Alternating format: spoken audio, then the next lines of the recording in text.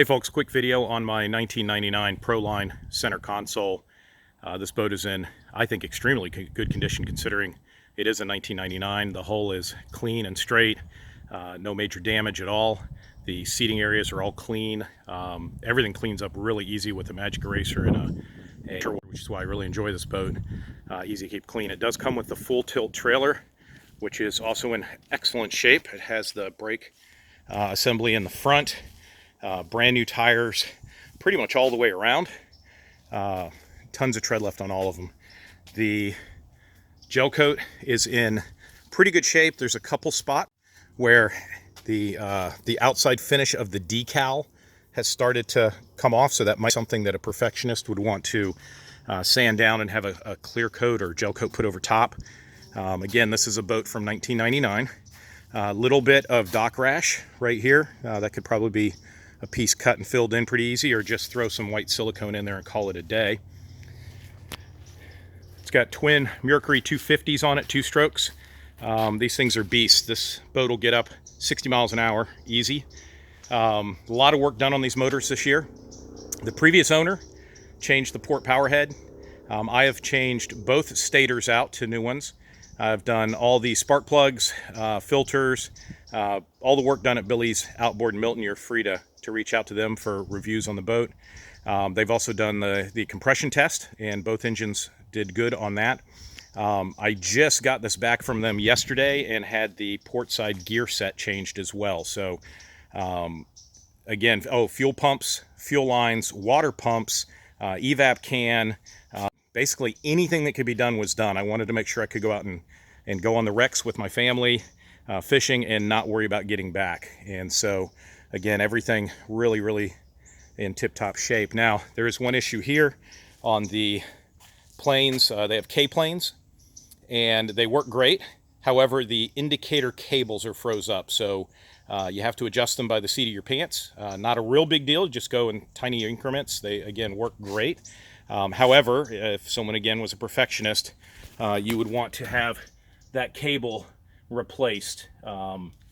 I also just had new throttle cables put on here, Gen 2, and you can probably see up here, I hope, gimbal set with throttles. So much smoother shifting than before. Let me show you the other side real quick, and then I'll climb up and show you inside the boat, and then I'll show you all the electronics that I have ready to go in the boat.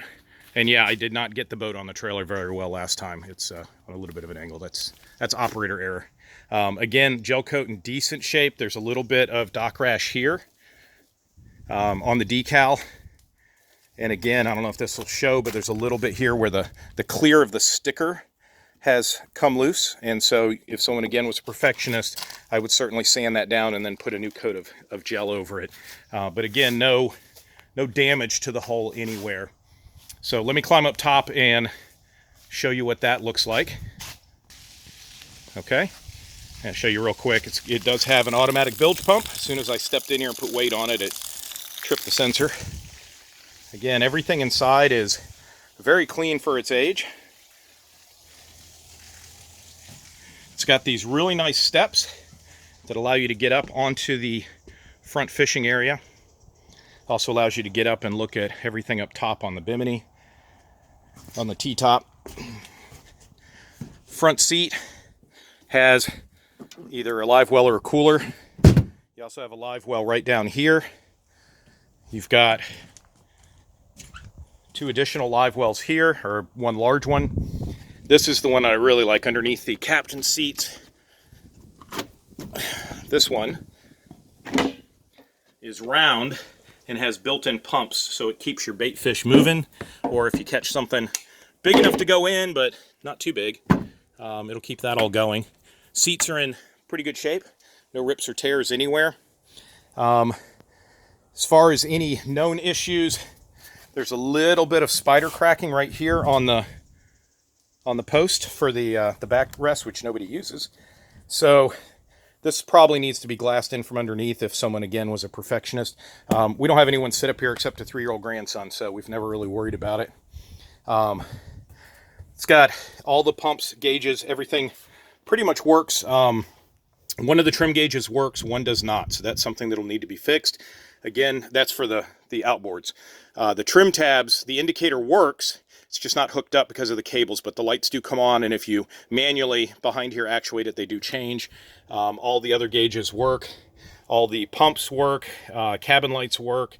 You adjust your trim tabs here. You also, on the new throttles, can adjust each engine individually, or once you got them where you like them, you can adjust them together right there. The front glass is in very good condition. I've buffed it out a couple times with Plastex, and it's quite clear. Not perfect, but pretty nice. I have taken all the electronics out, but left all the power supplies, and all the wires are labeled. I have all brand new electronics for this boat that'll be going in over the next few weeks. If somebody's interested in the boat without them, I can certainly drop the price a little bit. It's about $5,000 worth of stereo and a GPS as well. So I can get this to close. There we go. And then, of course, you have a storage area here as well, down there. The front cabin is very clean. And I've got plenty of boat bumpers. I've got the ladder for the back, the swim ladder, extra life jackets, etc. And the plan with the electronics is to put the two 10-inch subwoofers right here to use this cavity as basically a large box. The 6.5-inch speakers on the side, there's 4 of them, are all getting swapped to 7 3/4-inch speakers. And then we're putting 2 6.5-inch speakers on the back of this compartment here. And it's all high-end Fusion with built-in LEDs to make the boat look hip and trendy when you're at the dock. Also has the Fusion head unit, which we got the satellite FM, or the satellite XM antenna, as well as Bluetooth and everything else. So it's really going to bring the boat up to snuff as far as electronics go. Again, the boat's a beast.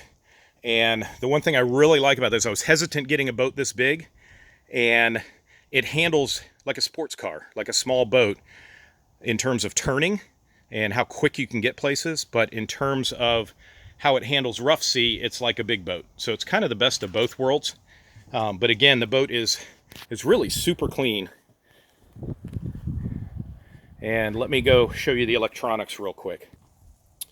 Before I show you the electronics, I just want to show I've already put the transducer on for the new Simrad system, so it's at least partially installed. I've got to finish the rest of the wires. So if you notice these wires earlier, it's the old transducers that I have to pull out, and then I have to run the new wire through and up to the helm. Okay, hopefully this is bright enough for you to see. This is all the electronics I have here in my office. So we've got 2 Fusion 10-inch subwoofers. We've got the 7.5-inch LED speakers from Fusion, 2 sets. We also have the 6.5s. We've got the Simrad Go 9 with the transducer. You can also add radar to this, but this is a great GPS, fish finder, sonar, etc. I've got an Eclipse GPS radio, so you're Coast Guard compliant. When you hit the emergency signal, it automatically puts out your GPS coordinates as well. Got the Sirius XM adapter for the Fusion head unit, which again was one of their top of the line units. I've got an LED controller for the speakers as well as wiring buses. And then I have the Monster Fusion amp, which will run everything. So again, that's all the electronics. And then I also have clear title ready to go. When someone's ready to pick this thing up, I'm going to go and make a sea trial video next, which I'll put up on the ad as well.